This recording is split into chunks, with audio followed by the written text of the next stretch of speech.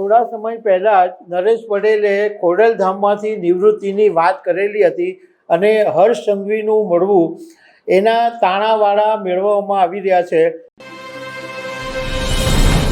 ગુજરાતના નાયબ મુખ્યમંત્રી હર્ષ સંઘવી આજે રાજકોટમાં ખોડલધામના ચેરમેન નરેશ પટેલના ઘરે અચાનક મળવા માટે પહોંચી ગયા. એને કારણે ગુજરાતના રાજકારણમાં ગરમાટો આવી ગયો છે. કારણ કે થોડા સમય પહેલાં જ નરેશ પટેલે ખોડલધામમાંથી નિવૃત્તિની વાત કરેલી હતી અને હર્ષ સંઘવીનું મળવું એના તાણાવાળા મેળવવામાં આવી રહ્યા છે કે ગુજરાત વિધાનસભા 2027ની ચૂંટણીમાં નરેશ પટેલનું કોઈ રાજકીય યોગદાન તો નહીં હોઈ શકે ને. તો આ મુદ્દા ઉપર હું તમારી સાથે વાત કરીશ. મારું નામ રાજેશ શાહ છે અને તમે જોઈ રહ્યા છો ગુજરાતના સૌથી મોટા ડિજિટલ ન્યૂઝ પ્લેટફોર્મ ખબર છે .com.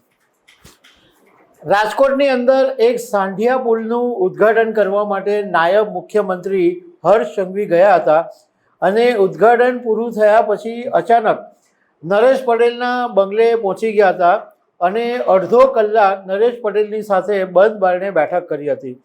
હવે આ મુદ્દે સોશિયલ મીડિયામાં સમાચાર પ્રસારોને કારણે રાજકારણમાં ગરમાટો આવી ગયો. કારણ કે નરેશ પટેલે હમણાં થોડા સમય પહેલાં જ ખોડલધામના એક કાર્યક્રમમાં એવી વાત કરી હતી કે 2027 પછી હવે હું આરામ કરવા માગું છું અને મારી ટીમ હવે સક્ષમ થઈ ગઈ છે અને મારી જગ્યાએ મારા પરિવારમાંથી કોઈ નહીં આવે એની ખાતરી આપું છું. આવી બધી વાત નરેશ પટેલે કરી હતી.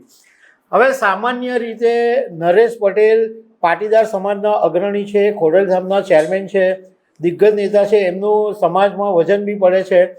પરંતુ રાજકારણની અંદર સીધી રીતે નરેશ પટેલ નથી સંકળાયેલા, પણ આડકતરી રીતે ઘણી બધી રીતે નરેશ પટેલ રાજકારણ સાથે સંકળાયેલા છે. ઘણી બધી વખત કોંગ્રેસને સમર્થન આપી દે, કોઈ વાર આમ આદમી પાર્ટીને સમર્થન આપી દે. હવે એવા સમયે કે જ્યારે એમણે નિવૃત્તિની વાત કરી ત્યારે હર્ષ સંઘવીની મુલાકાતે અનેક અટકળોને તેજ કરી છે.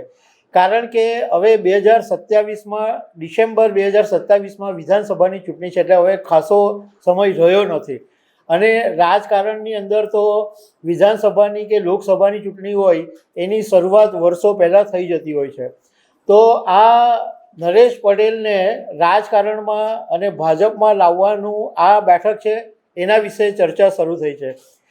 હવે રાજકોટના ભાજપના ધારાસભ્ય રમેશ ચિલાડા પણ નરેશ પટેલના ઘરે પહોંચ્યા હતા. તો મીડિયા સાથેની વાતમાં એમણે એવું કીધું કે આ એક ઔપચારિક મુલાકાત છે અને રાજકારણ સાથે કોઈ લેવા દેવા નથી.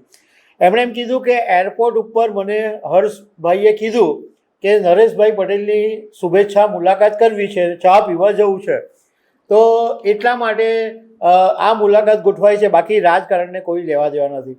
પણ જે પ્રમાણે રમેશ ચિલાડા મીડિયા સાથે વાત કરી રહ્યા હતા અને એમના ચહેરા ઉપર જે માર્મિક હાસ્ય હતું એ ઘણું બધું કહી જતું હતું. આ ઉપરાંત નરેશ પટેલે જે ઉમળકાથી હર્ષ સંઘવીનું સ્વાગત કર્યું હતું એ વાત પણ ઘણું બધું કહી જતું હતું. મતલબમાં એક વાત નક્કી છે કે હર્ષ સંઘવીની નરેશ પટેલની મુલાકાત પછી કંઈક ને કંઈક નવા જૂની તો થવાની છે.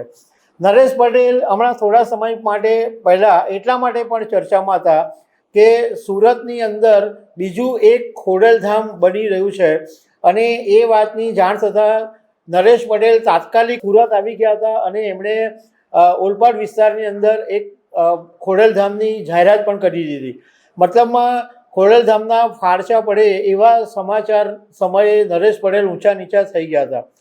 તો હવે હર્ષ સંઘવી મળ્યા છે તો રાજકારણમાં કંઈક નવા જૂની થવાની છે. તો દર્શક મિત્રો, આવી અનેક વાતો સાથે અમે તમને મળતા રહીશું. આભાર.